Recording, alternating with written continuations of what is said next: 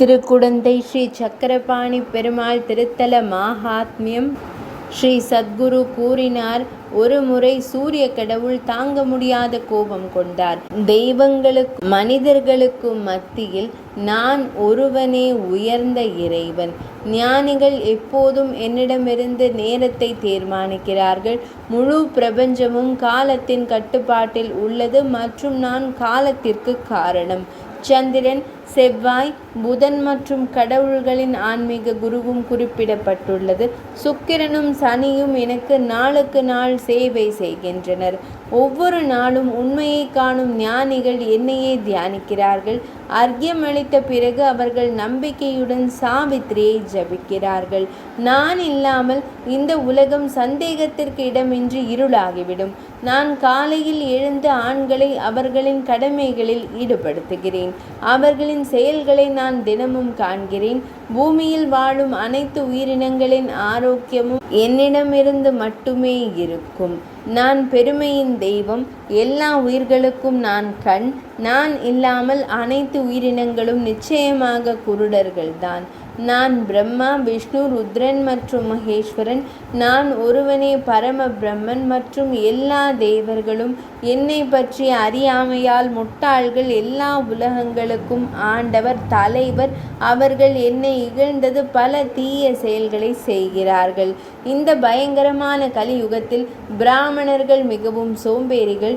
தூக்கத்தால் மயங்கிய மனதுடன் அவர்கள் மாலையில் என்னை வணங்குவதில்லை. க்ஷத்திரியர்கள் மதத்திலிருந்து விலகிய மனிதர்களாக பார்க்கப்படுவதில்லை.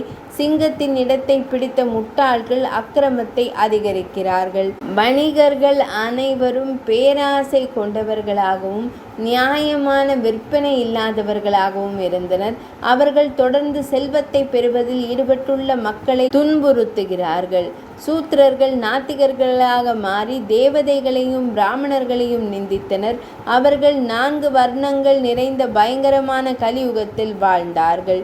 தங்கம் திருடுவது, மது அருந்துவது, பொய் கூறி மிருகங்களை கொல்வது. ஆண்கள் எப்போதும் மற்றவர்களின் மனைவிகளுடன் உடலுறவு கொள்கிறார்கள். எல்லா பெண்களும் சுயநலவாதிகள் மற்றும் பணம் சம்பாதிக்க விரும்பினார்கள். அவர்கள் மற்ற ஆண்களுக்கு சேவை செய்வதன் மூலம் தங்கள் கணவர்களின் சேவையை கைவிட்டனர். இந்த மனிதர்கள் பெரும் பாவங்களின் கட்டுப்பாட்டில் பேய்களைப் போல அலைகிறார்கள். அவர்கள் எப்போதும் செல்வம் செல்வம் செல்வம் பற்றியே கவலை கொள்கிறார்கள். சில நேரங்களில் உண்மை, அகிம்சை, துண்டு, தூய்மை மற்றும் நேர்மை, தியாகம், புண்ணிய செயல்கள் தற்போது காணப்படவில்லை. எல்லா மக்களும் மத வெறியர்களாகவும் மிலேச்சர்களாகவும் உடையணிந்தவர்களாகவும் இருந்தனர். வைதிக சம்பிரதாயங்கள் இல்லாமல் ஆங்காங்கே காணப்படுகின்றனர். அவர்கள் வைதிகர்களை, குறிப்பாக ஸ்ரீ வைஷ்ணவர்களை கண்டிக்கின்றனர். எனவே நான் இப்போது முழு பிரபஞ்சத்தையும் அழிப்பேன். இவ்வாறு முடிவு செய்து ஒளிமயமான பகவான் பாஸ்கரன் தோன்றினார். நீங்கள் உங்கள் எல்லையை கடந்து நீங்கள் உலகங்களை எரிக்க விரும்பினீர்கள். மக்கள் எரிக்கும் பூமியை விரைவாக நெருங்கினான். கடும் வெயிலினால் மக்கள் அனைவரும் அவதிப்பட்டனர். அப்போது உலகம் முழுவதும் பெரும் வெப்பத்தால் பற்றி எரிந்தது. அலறலின் அழுகையால் அவர் பாதுகாப்பற்றவராக மாறினார். ஏரிகளிலோ ஆறுகளிலோ நீரை காண இயலவில்லை. புல் அனைத்தும் காய்ந்து விலங்குகள் இறந்தன. அவரது தாமரை பாதங்களில் இல்லாத சந்நியாசிகள், இல்லத்தரசிகள் மற்றும் பிராமணர்கள் வேதங்களில் கூறப்பட்டுள்ள கடமைகளிலிருந்து விலகி இருக்கிறார்கள்.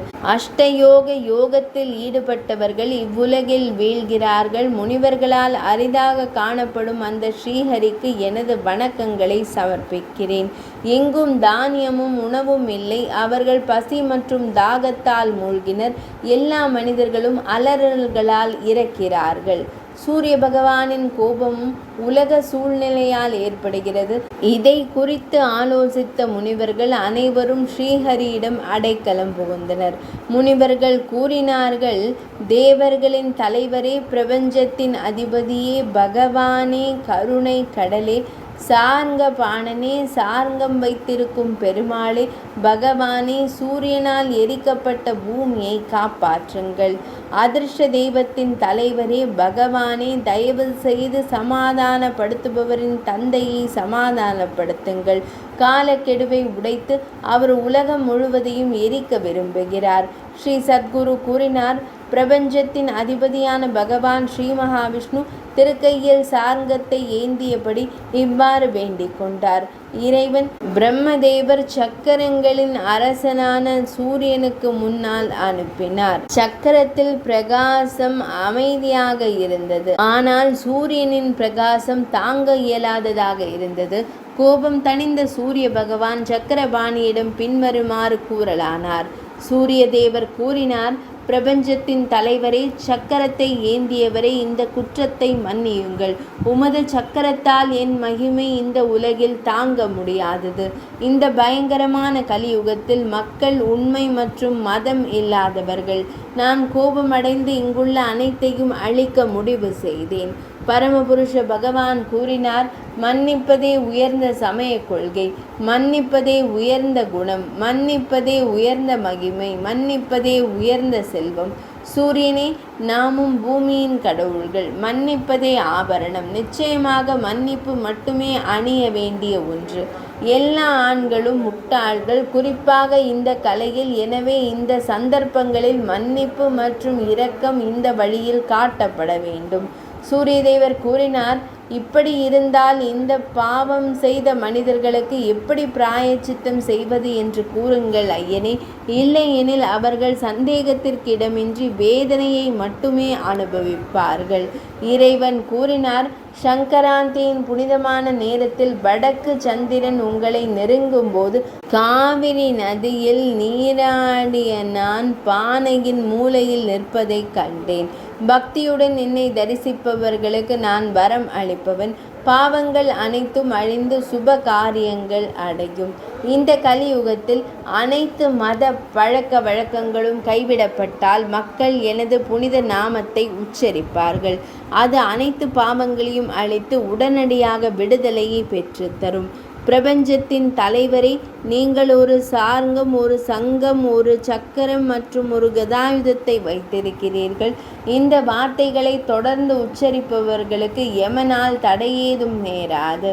இடம் மற்றும் நேரத்தை கட்டுப்படுத்துவதும் இல்லை, தூய்மையை கட்டுப்படுத்துவதும் இல்லை. எப்போதும் எல்லா இடங்களிலும் இறைவனின் நாமத்தை ஜபிக்க வேண்டும். அதுபோலதான் ஆலயங்களிலும் இல்லங்களிலும் மடங்களிலும் சபைகளிலும் நதிக்கரைகளிலும் எங்கும் என் நாமத்தை ஜபிக்க வேண்டும். எல்லா மக்களும் எப்போதும் சாதி வேறுபாடுகளை கைவிட வேண்டும். நம்பிக்கையுடன் அல்லது நம்பிக்கை இல்லாமல் ஒருவர் புனித நாமத்தை ஜபிக்க வேண்டும். நாராயணா, ஹரே, முகுந்தா, ராமா, கிருஷ்ணா என்ற நாமத்தை உச்சரிப்பதன் மூலம் கலியின் தோஷங்கள் அழிந்து சன்மார்க்கம் பெருகும். மதத்தை பாதுகாக்க இதுவே ஒரே வழி. வெயிலில் வேறொன்றுமில்லை. என் புகழை இவ்வுலகில் எங்கும் பரவச் செய்ய வேண்டும். ஆதலால் தயவு செய்து என்னிடம் கருணை காட்டி அமைதியின் கதிர் ஆகுக. என் நாமத்தை ஜபிப்பதன் மூலம் மனிதர்கள் பாவமற்றவர்களாக மாறுவார்கள். ஸ்ரீ சத்குரு கூறினார், தாமரை நண்பன் என்றும் பிரபஞ்சத்தின் நண்பனான சூரிய கடவுள் என்றும் இவ்வாறு உரையாற்றினார். சாந்தமாக தோன்றி திடீரென்று பகவான் சாரங்கனின் கையால் ஆறுதல் அடைந்தார். யானையின் இந்த மூலையில் அரை கணம் கூட இருப்பவர் மற்ற பெருமைகளை பற்றி என்ன பேசுவது என்பது சுதந்திரம் அவர் கையில் இருக்கிறது. பகவான் சாரங்கபாணியின் திருத்தல மகாத்மியம் இனிதே நிறைவடைந்தது.